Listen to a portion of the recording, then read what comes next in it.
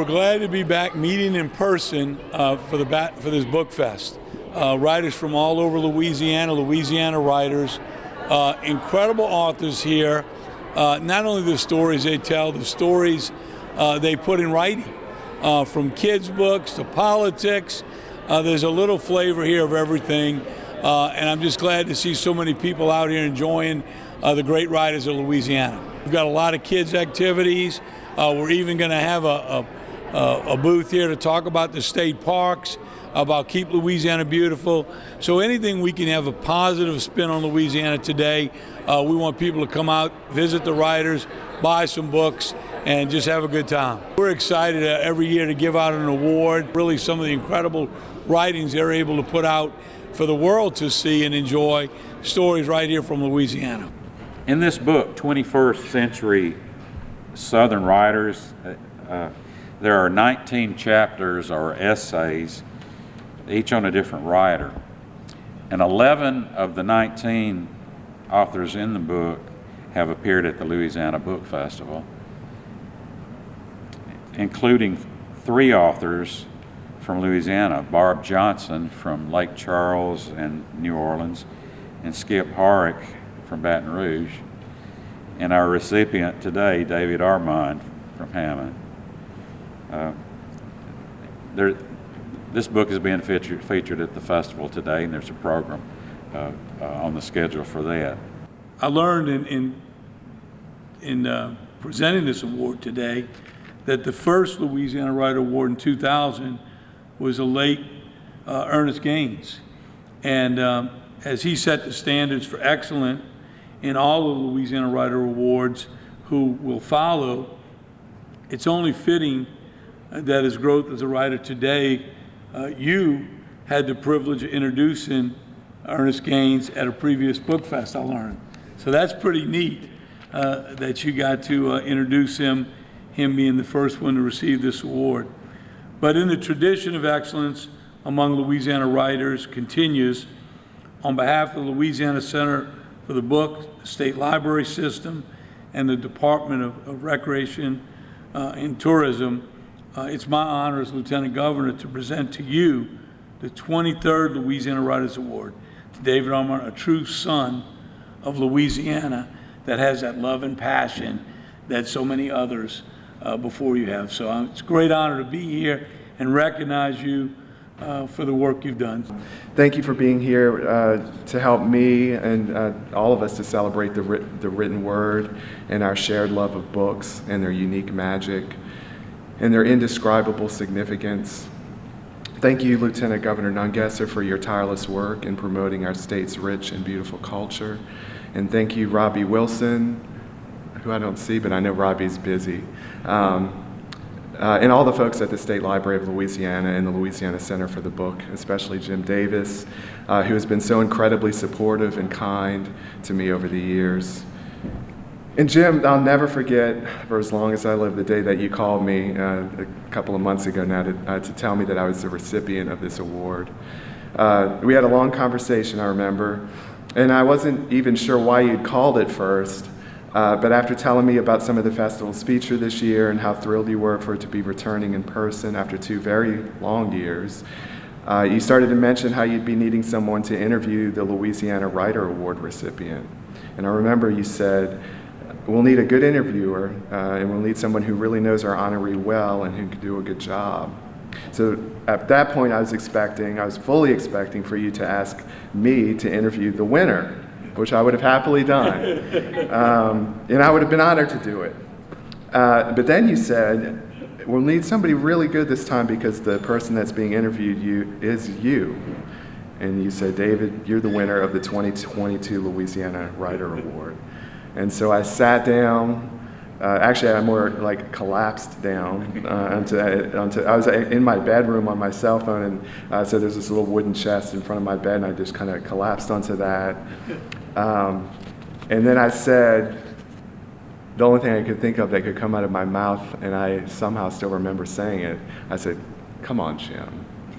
I thought he was playing a prank on me. And he said, no, David, you're our winner this year. And after that, I just sat there probably, to me it seemed about like 5 minutes, but I cried. and poor Jim had to repeat himself a few times to, it's like, so say this again, I'm the winner of the award this year. And so he patiently repeated himself for me, and kind of got choked up with me a little bit. And so it was a good phone call to get. And so thank you again for just being patient as I processed the news over the phone. I just can't imagine a better call to receive, and not a better person to receive a call like that from. That I can't possibly be getting this award, especially knowing all the other people who are more than deserving of the award, and I just feel completely honored and completely just blown away.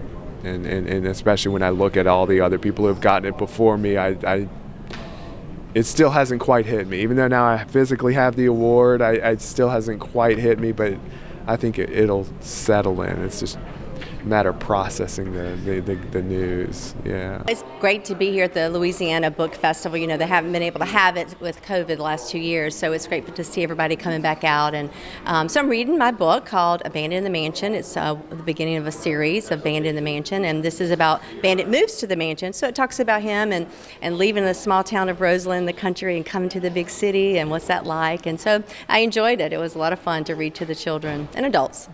What's your feeling about this year's book festival? Great. Got a little rain today, but it's going to pick back up. I'm excited to walk out and see who's all the different authors that are out here, so from all around Louisiana. So excited to be here and talk about the importance of literacy among our children. We know that when there's more books in the home, it really can change the trajectory of a child's path.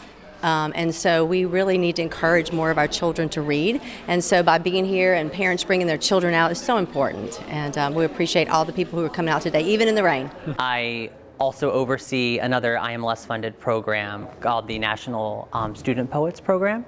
And they all, 5 of them, happen to be here this year to present, to share their work and talk about what their upcoming year of service is going to be. They were chosen among, I think, 19,000 applicants. 19,000 entries? Yeah. So they're very remarkable juniors and seniors in high school, and so they've been appointed at the White House last month.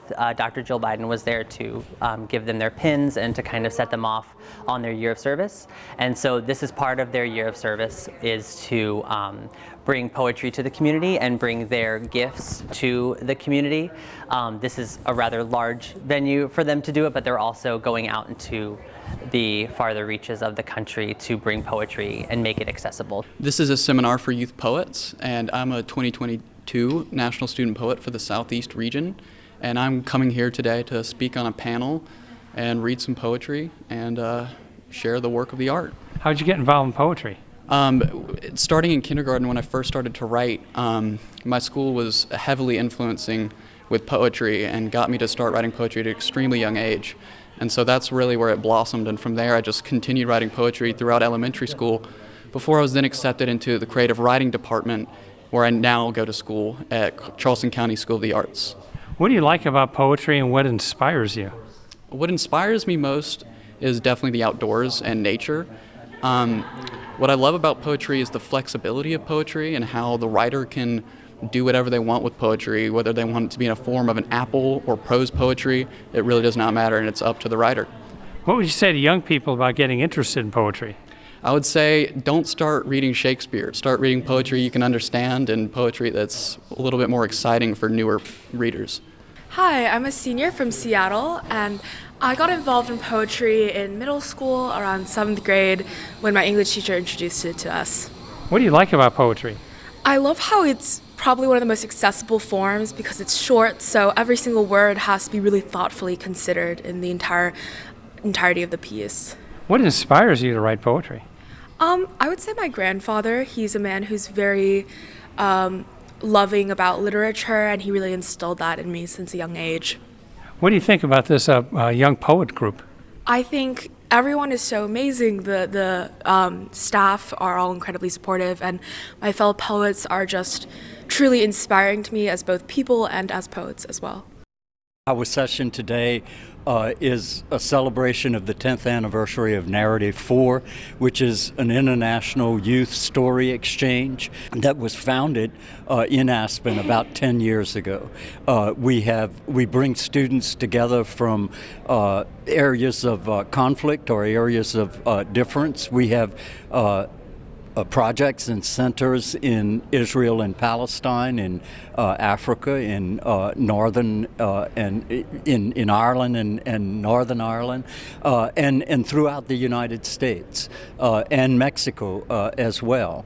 And our idea or our mission is to have students tell their stories to other students to create empathy. And we are committed to the idea and believe in the idea that conflict resolution is most effective when we sort of jumpstart empathy in young people. What kind of response have you seen so far? Oh, it's been a wonderful response. We've engaged students throughout the United States, throughout the world, and we've met in Louisiana twice for our annual summits, and both times, it was really wonderful, to see students from Nigeria and Belfast and Jerusalem talking together and breaking bread together and just having a grand time.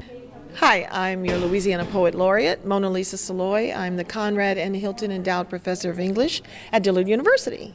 I'm also a Louisiana Folklife Commissioner, so I'm a folklorist, poet, and scholar. And as your Louisiana Poet Laureate, it's been very interesting. I get to visit a lot of places around the state and encourage people to tell their stories. We have such a unique culture. We were the original westward expansion of America, and so we have cultures. But we need our human history, what happens between the massive dates of important features and trials. So who are we? And so I need everybody to tell their stories. And that's my job, to encourage people to literally write poetry, tell their stories. The other side of that for today, Jericho Brown is my former student, and he calls me his poetry mom sometimes, so it really touches me. But he's a Pulitzer Prize winning poet, many awards, the Whiting Award, many.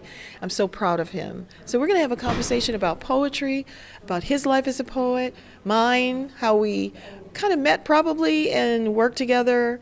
But I'm so thankful that he's passing it on, that he was gifted from the start. I just had open eyes and saw it and encouraged him and fostered him as I was fostered by my mentors.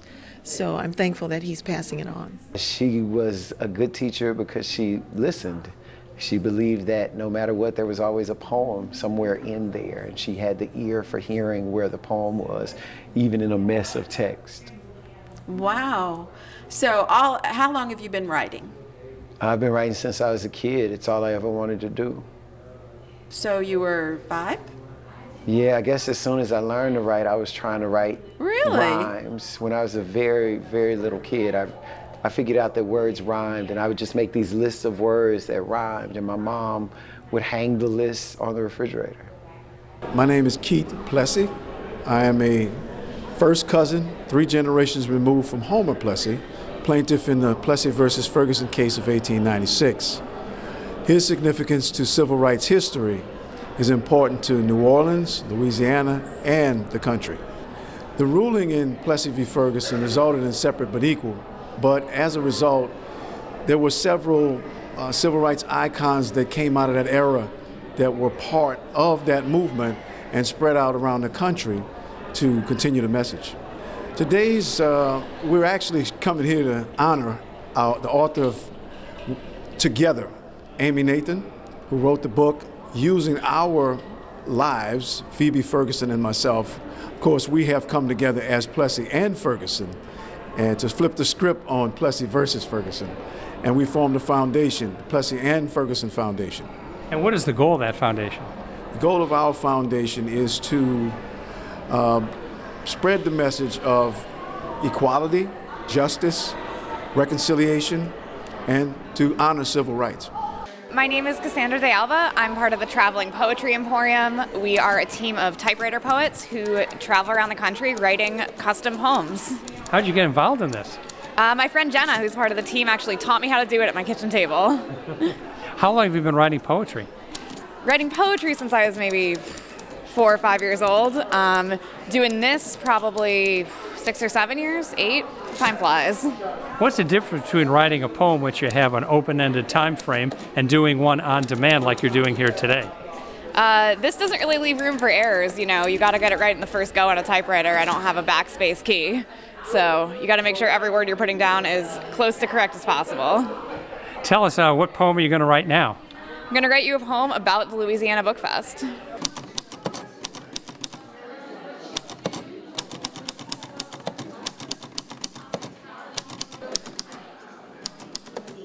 That didn't take you too long to write up that poem. Let's hear it. All right, this is called Believe in Books. Words wait on the page to weave their way into your heart, ready to pump along with your blood from the tips of your fingers to the soles of your feet, and suddenly you are dancing along with everybody else in this library, in the Capitol, under the tents, on this rain-soaked Baton Rouge Saturday, all of you alive with the rhythm of your love of words. A poem in 5 minutes. Yeah, that's what we do. What's it like typing on this typewriter? I'm used to it. Definitely takes a little more energy in your hands than on a computer keyboard. It's a little hard on your wrists after a while. What do you think of the Louisiana Book Festival? Oh, I love it. I'm so happy to be back here. Well, I'm giving free caricatures to the kids for Pelican Publishing. Yeah, so they're, free. It's fun. Be here all day doing that. I've been an artist. I've been drawing caricatures since high school, and it didn't take too long to learn how to do it. I had my father's interested in helping me do that. I used to do this at the Alexandria Mall. And I'm a graphic designer and illustrator as well. I've illustrated 8 books for Pelican over the years and some book covers. And at the book festival, I come out and do caricatures for the kids. That's how good it is. Thank you so much. Thank you. We've got authors autographing books, personalized, if you need something signed, dedicated. There we go. This is the LSU printmaking, papermaking, and bookbinding tent. We like to have the students come out and explain what they do on a larger scale at LSU. But the students make paper with this general public. We have some cotton paper in vats over here, as well as they're making pamphlets and doing a pamphlet stitch. The students are also doing linoleum carving and printing those in a relief manner. So we have brought down our little etching press, and we like to tell this general public about the kinds of art activities that we do at LSU so that they can better appreciate the arts. What kind of response have you had so far? Great. It's a little cloudy today, but it's picking up, and there's lots of printed t-shirts, handmade books. Some are either bound in leather. Come out, take a look. The festival's great. We do this every year because we like to interface with the community. My name is Kheris Rogers. I am the CEO of Flexing in My Complexion and now new author of my new children's book, Shine Bright, published by HarperCollins. My clothing line is a non-bullying campaign. I started it because I was being bullied for my dark skin complexion. So I wanted to create something that would inspire other young kids and adults to love themselves and to be who they are. And also my book, Shine Bright, it touches on colorism and racism. And because, it starts young as a kid, feeling like you have no self-esteem in yourself, no self-confidence, and trying to uplift them and letting them know that they're not alone in any situation that they're going through. What kind of response have you had so far today? I've had a great response. We're doing so well. I'm super excited to be here, and I think people are enjoying my new book, Shine Bright. What is your message to young people? My message to young people is that it doesn't matter what other people think of you, only what you think of yourself, and that you should always love yourself no matter what, because you are that girl, you are that boy, period. I drove here from Covington. I'm a teacher at Mandeville High, and the last time I went to a book festival, it was in Florida, and I met my favorite author and found what was my favorite book, so I'm hoping to find a new favorite book. What do you think of the festival so far? Oh, it's amazing. We already spent way more money than we planned on some amazing local children's books. Come back next year? Absolutely. I'll be back next year. I brought my mother-in-law and my son here, and we come here like last year. I think it's very interesting, and so this year I brought them here too. So we want to see some new books and borrow some books or buy some books. What's your favorite part of the festival? I think the favorite part maybe the game for the main library, from the main library part. I think they just roll the I don't know, spin the plate and then ask questions and then some kind of interesting questions. It's a great event just to meet a lot of authors and look at all the books that they brought and see what they had going on today. What's your favorite part so far? We saw several authors speak inside the library here, and then they've all been out signing as well under the tent. So seeing the books that they've made plus having them sign it has been a cool experience. You coming back next year? Yes, definitely. This is my very first one. I was invited to give a talk last night on diversity in publishing, and I stayed over to come check out the festival. Tell us, what do you think of the festival so far, and what's your favorite part? I'm so excited. This is so awesome. I didn't know, and I'm really glad that I found out. I just got a bag of books. I'm really excited about some books that I got that are in French on 19th century African Creoles. This is my granddaughter, Faye, and she has a button that says, "Don't be afraid to stand out."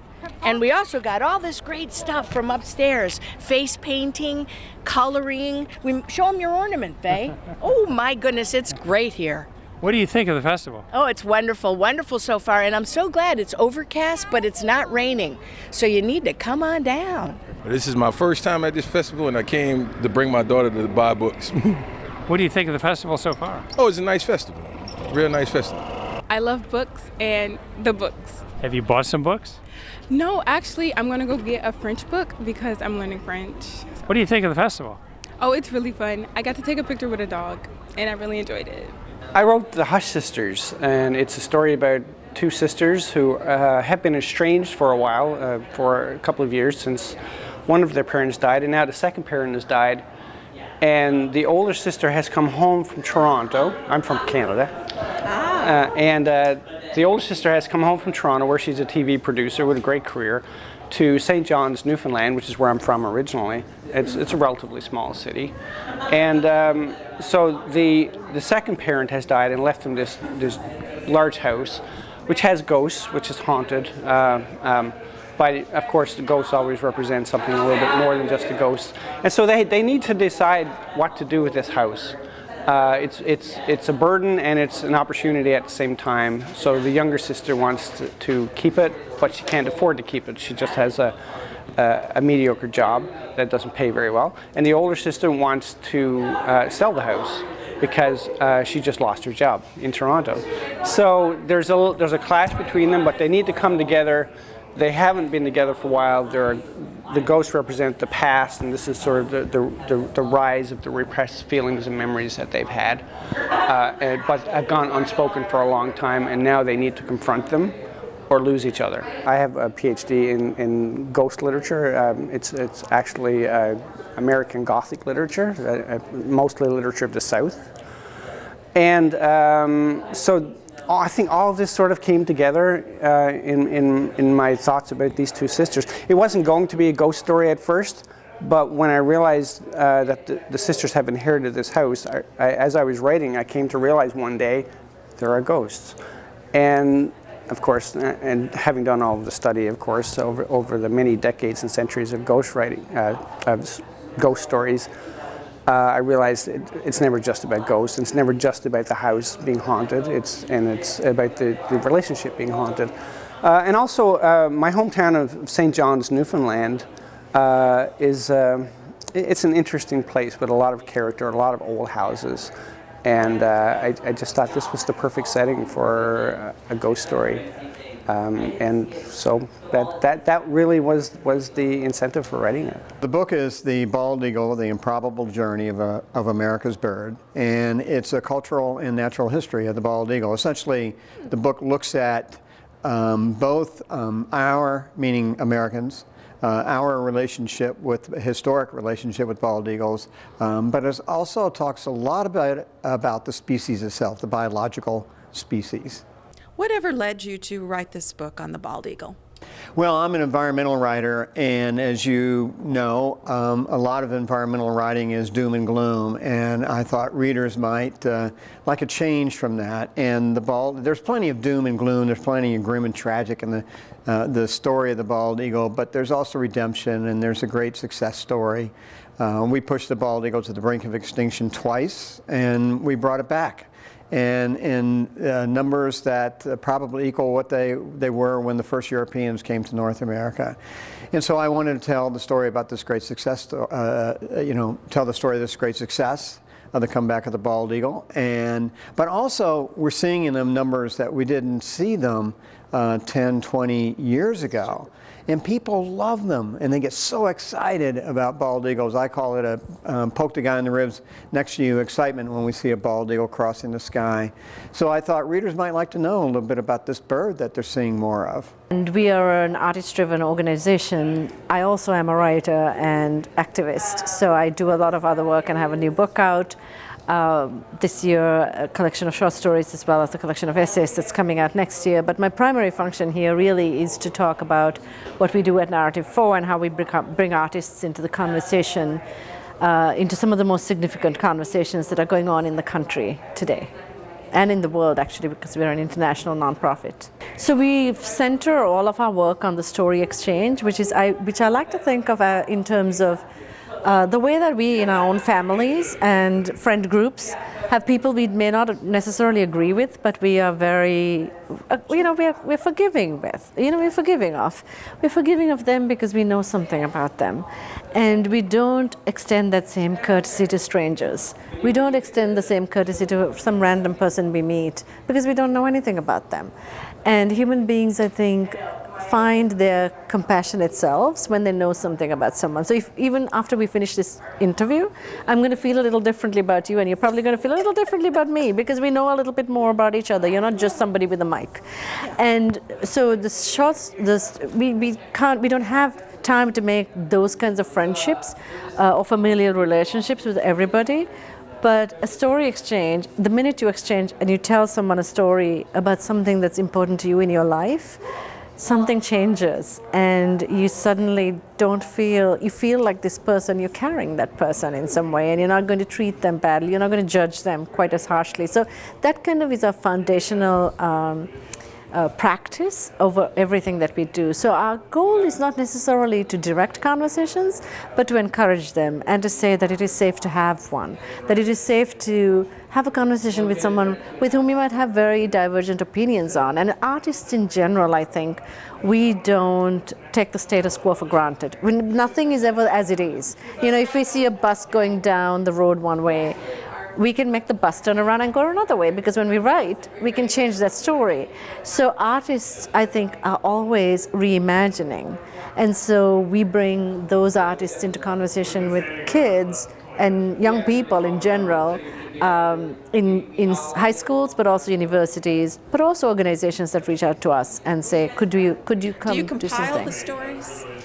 No, because I think the most important thing is that it's happening between two people and something changes between those two people. So we don't store the stories, we don't share them outside. It's within the story exchange, it stays in the room. The person who hears the story and the people in the room who hear the story, they can carry it, but we don't record, we don't, like StoryCorps does that, which is a great thing to do, but we don't do that because our practice and premise is that the intimacy of the exchange is what makes a difference. Well, the greatest democracy in the world is storytelling, right? And everyone has a story to tell. It goes across borders, across boundaries, and if you want to shatter stereotypes and take down prejudices, you can do it through the telling of a story. But what we ask them to do is to tell somebody else's story. So and that's the sort of magic formula that creates this deeply empathetic, deeply grounded territory where young people not only get to tell their own story, but they tell the story of somebody else. And in telling the story of somebody else, what happens is that their universe gets shifted, their world gets bigger, the lungs of the world sort of around them expand in this extraordinary way. And so through narrative 4, through schools, and teachers are my heroes as well as poets, yes, but teachers and students and artists all coming together to create a network that's now in 22 countries around the world, and expanding. So we're here to celebrate our 10th anniversary, and one of our founding members, who's Darrell. And how did this vision get started? It got started through the vision of a woman by the name of Lisa Consiglio, who brought a whole load of artists together in Colorado almost exactly 10 years ago, and she knew that artists had a way to sort of access young people, but also that reading was on the decline. And how is it that we can use artists to initiate stories amongst young people, to get them to tell their own stories, and then also to create a difference on the ground. The very first group of people she brought together, in fact, were from New Orleans and Haiti. A school in New Orleans, a school in Haiti. The common denominator there being a natural disaster around which they were going to tell stories to one another. What we realized then when this happened was the incredible links that were created by young people talking to one another, and also what change can occur, and also just little things about geography and distance and languages and all these wonderful things that were available to us through the storytelling. And Lisa decided that she would bring a group of her favorite artists and friends together to come start to tell stories to one another. We had this magical moment where with Toby Wolfe and Ishmael Bea and Darrell Bourque and several Terry Tempest Williams, several other significant writers got together, and we told one another stories. And it was one of those nuclear moments when you feel like you've tapped into an original energy. And we knew that we'd have to take it out into the world. I love coming to the Louisiana Book Festival. The last time I was here was about 5 years ago with a book of fiction. And this year I came to be on a panel and to talk about a little bit about my book, Economy Hall, The Hidden History of the Free Black Brotherhood. Wow, tell us a little bit about that book. That book traces a group of men in New Orleans, an organization that started in 1836 and it lasted until 1948 on one block in Treme. So it's nonfiction. And where did you get this idea? I mean, there's a lot of ideas out there, but why this one? Well, this book actually came to me because my father's friend was one of the last members of the Société d'Économie, the Economy Society, the people who built Economy Hall.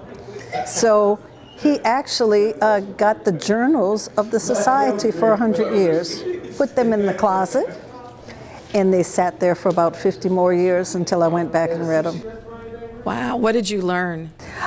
What I learned was that there was a lot of history in that downtown community that has not really been discovered or written about or has been erased, because these men in this organization were active in the Reconstruction politics. They had voter registration in Economy Hall in the 1860s, 5 years before the 1870 amendment. They got involved in the suffrage movement. They had opera in concerts, Philharmonic, all of this happened in Economy Hall. Wow, it must have really opened your eyes to what was going on so long ago. It did, it did. It showed me how things happen and how things disappear. Well, I'm Maurice Ruffin. I'm an author of 2 books, a novel and a short story collection. My most recent book is a group of short stories called The Ones Who Don't Say They Love You. It came out about a year ago. And I'm here to talk about that and read some pieces for the audiences. Wow. Well, what has surprised you the most about being an author? You know, I think that when you're an author, it forces you to pay more attention to the world around you. I love Louisiana, I love New Orleans, and I love to do research, find out about what people's lives were like in the past, and then apply my fiction techniques to bring those past people to life in a very rich and realistic way. So kind of like recreating the past. Oh, totally. And it's so much fun. I just wrote a book that's set in the 1840s that's going to come out in a couple of years. And I didn't know anything about that period before I wrote the book. And I did the research, and now I feel like I can see it when I'm walking around the French Quarter or walking around the city of New Orleans in general. Wow. What did you learn? Well, I learned one of the weirdest things is that a lot of the buildings are the same buildings, for example. So the people change, but the landscape doesn't change that much. So for the character in my book, her name is Addie, A-D-Y. I can see her in this townhouse right off of the St. Louis Cathedral, the square, and the building's the same, the sidewalks are the same, the street is the same, the church is in the same spot, and it just makes me understand how connected we are through time. 120 years is nothing, 150 years is nothing. But that's not always true everywhere. That's right. New Orleans is special. It saves so much of its past for the present. It's a gift to us in the present. Wow. What made you become an author? I like people. I like to understand people. And I think that communities need authors. We are the people who sort of hold a mirror up to our family and our friends, and we say, hey, this is who we are. And I think if you don't have people who are creating stories, we feel kind of lost. And so I think for me, it's a service to my community to be an author. I just came out with my first book that's been out for less than a month, and they wrote me an email and asked me to attend. I'm a new Louisiana resident as of a year ago, so. Wow. I know. And my first book. Oh, and what was it, Louisiana that inspired you, or what happened? I always say it's New Orleans that conjured it. You know how New Orleans has that special magic. A little bit of voodoo. Yeah, a little bit of voodoo got me a little bit of a book deal. So. Wow. It was out of the blue. I wrote a blog piece for someone, and then the publisher contacted me, and they're like, we want you to write this book. I mean, we want you to do it in 6 months. Wow. I know, right? What do you do under that circumstance? Did you like just sit down and go write, or what did you do? Well, I had been teaching the class about the book for about 3 years, so that gave me a rough outline, and I had to do a quick storyboard because I'm a visual person, and you just have, you do have to just write.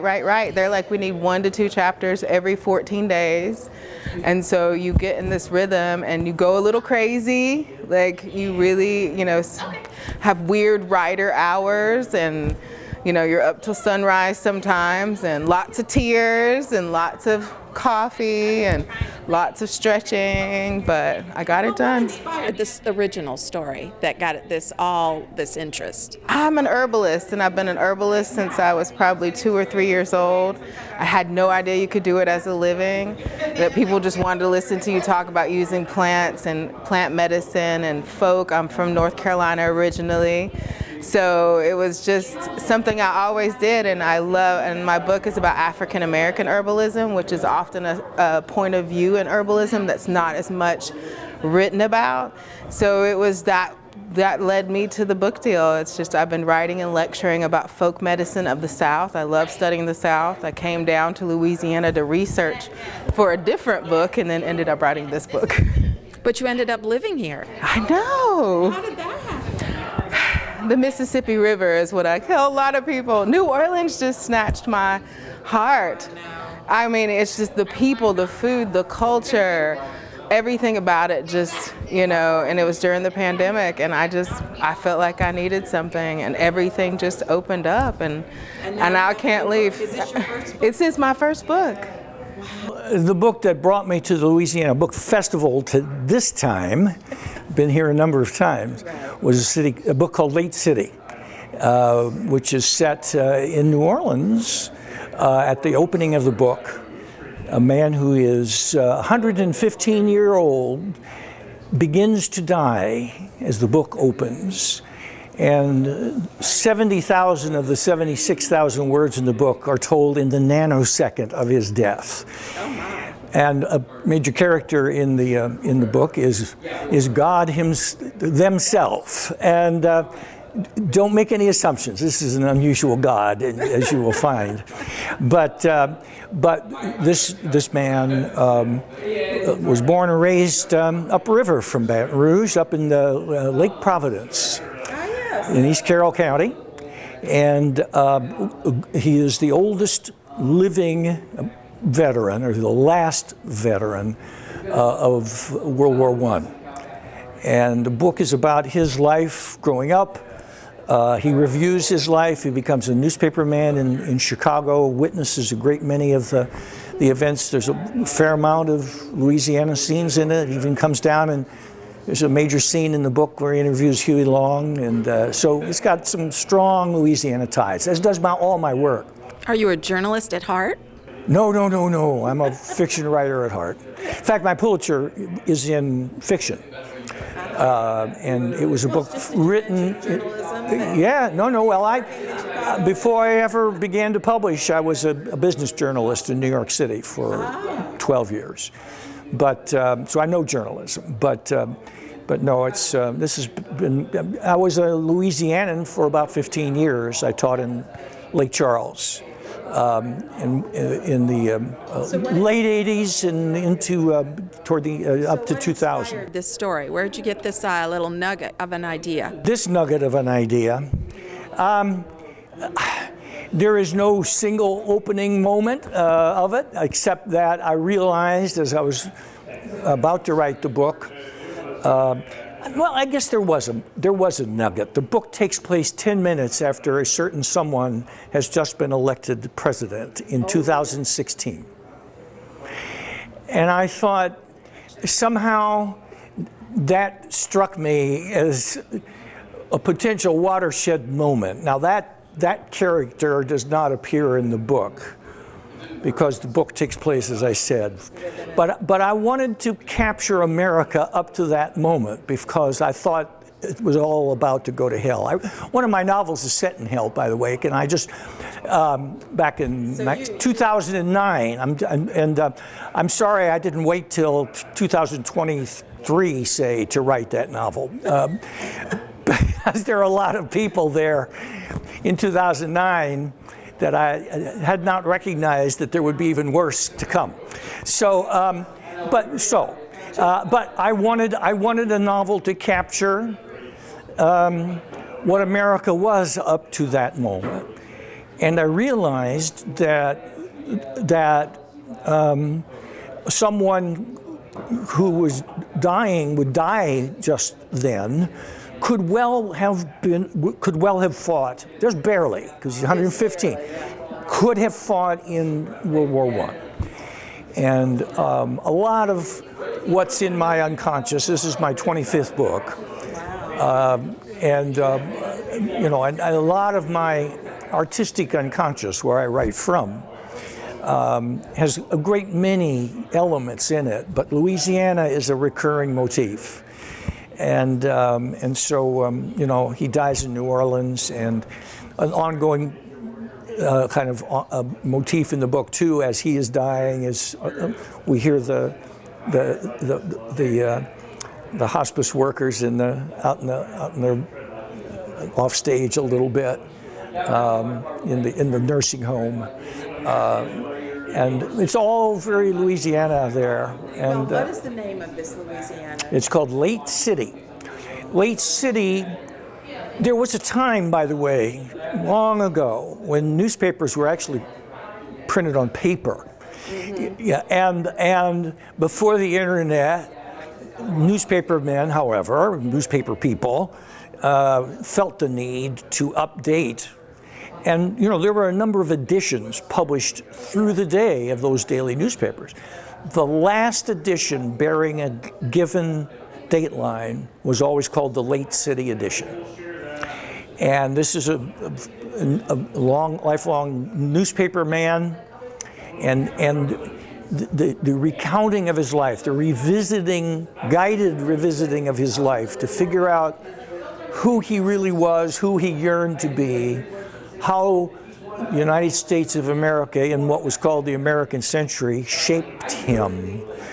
all of that, it comprises really the late city edition of this guy's life. Jim approached me. He had seen one of my pieces in 64 parishes, and he contacted me about doing a piece, well, actually using one of the pieces for the book festival. And I am very much a literacy advocate. I have a little library at my house. I grew up as an avid reader as a child. So I said, instead of you picking one for me from my collection, let me just create one for you. So I created this one for him. Well, tell us, what was your inspiration behind it? Well, mostly it was about books and literacy and how that can change your circumstances. It can open up your world. So my figure, it's a Fufale, and she is standing on 2 alligators, and she's holding the book of knowledge, right? Mm-hmm. And all that comes from it. So it starts off as little buds, and it just blows up into these big cotton balls. So it's sort of like, just blowing up through reading and literacy. Well, I especially love your Louisiana slant on the whole artwork. Tell us, why did you pick what you picked to put in there? Well, I exclusively work in Louisiana iconology. Mm-hmm. I grew up in the city, and then I moved to St. Rose Parish. During that time, I was to live there, I would have to drive through the swamps to get to Winn-Dixie to just buy milk, right? And so coming from like a situation where there was never like a lot of, swamps or anything, I had no experience with it at all. I just started seeing the swamps change and how beautiful they were. I mean, some points of the year, there's like a carpet of yellow flowers. Or some points of year, it's a carpet of purple flowers. And I felt like so many people, particularly New Orleans, don't see that, even though we're only 20 miles away. Right? They don't see that, they don't get to experience that. So it was really important for me to stay indigenous as far as like anything that I put in the art. It's quite an honor. It is an absolute honor. It's been a joy working with the people here. Jim has been fantastic. Yeah, I mean, I really felt like I had something to say. When he approached me about doing this poster, I obviously have an inventory of art that they could have chosen, but I was like, no, I want to do something specifically for this. So this piece took about 3 months to make. Commissions are always kind of tricky because, you never know if someone's going to like it or, and I'm sure they felt the same way, like it's going to be awkward. If we don't like it, right? And he was asking, can we get sneak previews of it? And I said, it's just in pieces all over the place. It's not going to make any sense because it really all comes together at the end. And fortunately, they liked it. Oh, it's lovely. And of course they would love it. And so they've been so kind. It has really been a joy for me to do this. I've been to other festivals. I've been to the Southern Festival of Books. I've been to Mid-South Book Festival, which I don't think exists anymore. That was in Memphis. But this, and I'm saying this, having lived in Louisiana my whole life, but I still mean it, is the best one by far. I mean, the people here are just so kind, and the community is supportive, and I get to come here and see friends. I get to see people I know or people who I've just met online, but then get to meet them in person here. And and it's cool because my kids, as they've gotten older, they've come here throughout the years with me, and that's always nice to see them be able to kind of experience just this. It's a unique culture, the literary culture, and but here it's a little, just like everything else in Louisiana, it's just a little bit more special. Well, read with them, right? Read when they're little, read before they're even born, in their womb. You can read to your children, they can hear those sounds, and it's so important because we know that reading really changes a child's life,